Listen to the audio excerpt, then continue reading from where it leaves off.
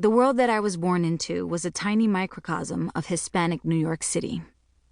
A tight few blocks in the South Bronx bounded the lives of my extended family. My grandmother, matriarch of the tribe, and her second husband, Gallego, her daughters and sons. My playmates were my cousins. We spoke Spanish at home, and many in my family spoke virtually no English. My parents had both come to New York from Puerto Rico in 1944. My mother, Celina Baez, in the Women's Army Corps. My father, Juan Luis Sotomayor, with his family in search of work as part of a huge migration from the island, driven by economic hardship. My brother, now Juan Luis Sotomayor Jr., MD, but to me forever Jr., was born 3 years after I was. I found him a nuisance as only a little brother can be, following me everywhere, mimicking my every gesture, eavesdropping on every conversation. In retrospect, he was actually a quiet child who made few demands on anyone's attention. My mother always said that compared with me, caring for Junior was like taking a vacation. Once, when he was still tiny and I wasn't much bigger, my exasperation with him inspired me to lead him into the hallway outside the apartment and shut the door.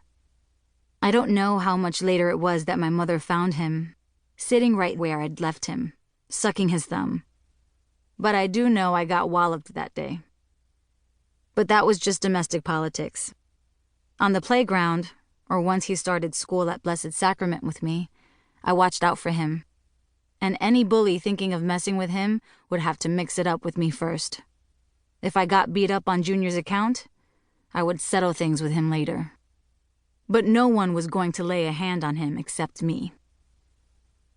Around the time that Junior was born, we moved to a newly constructed public housing project in Soundview, just a 10-minute drive from our old neighborhood.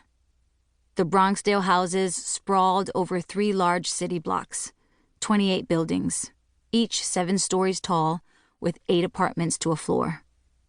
My mother saw the projects as a safer, cleaner, brighter alternative to the decaying tenement where we had lived. My grandmother Abuelita, however, saw this move as a venture into far and alien territory. El Jurutungo Viejo for all practical purposes. My mother should never have made us move, she said, because in the old neighborhood there was life on the streets and family nearby.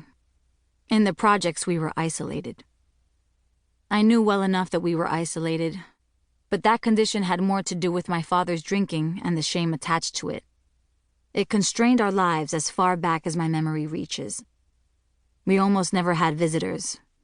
My cousins never spent the night at our home as I did at theirs.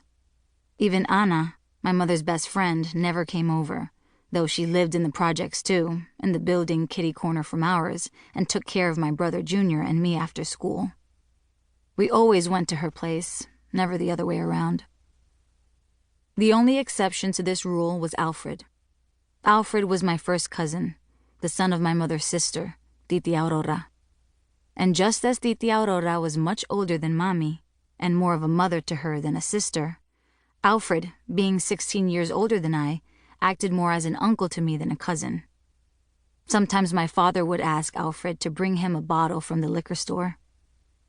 We counted on Alfred a lot, in part because my father avoided driving. This annoyed me, as it clearly contributed to our isolation. And what's the point of having a car if you never drive it? I didn't understand until I was older that his drinking was probably the reason. My father would cook dinner when he got home from work. He was an excellent cook and could recreate from memory any new dish he encountered, as well as the Puerto Rican standards he no doubt picked up in Abuelita's kitchen. I loved every dish he made without exception, even his liver and onions, which Junior hated and shoveled over to me when Papi's back was turned. But as soon as dinner was over, the dishes still piled in the sink, he would shut himself in the bedroom. We wouldn't see him again until he came out to tell us to get ready for bed. It was just Junior and I every night, doing homework and not much else. Junior wasn't much of a conversationalist yet. Eventually, we got a television, which helped to fill the silence.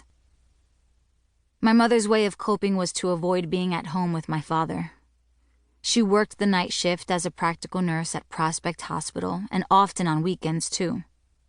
When she wasn't working, she would drop us off at Abuelita's, or sometimes at her sister Aurora's apartment, and then disappear for hours with another of my aunts. Even though my mother and I shared the same bed every night, Junior slept in the other room with Papi. She might as well have been a log, lying there with her back to me. My father's neglect made me sad, but I intuitively understood that he could not help himself. My mother's neglect made me angry at her. She was beautiful, always elegantly dressed, seemingly strong and decisive. She was the one who moved us to the projects. Unlike my aunts, she chose to work. She was the one who insisted we go to Catholic school. Unfairly, perhaps, I expected more from her.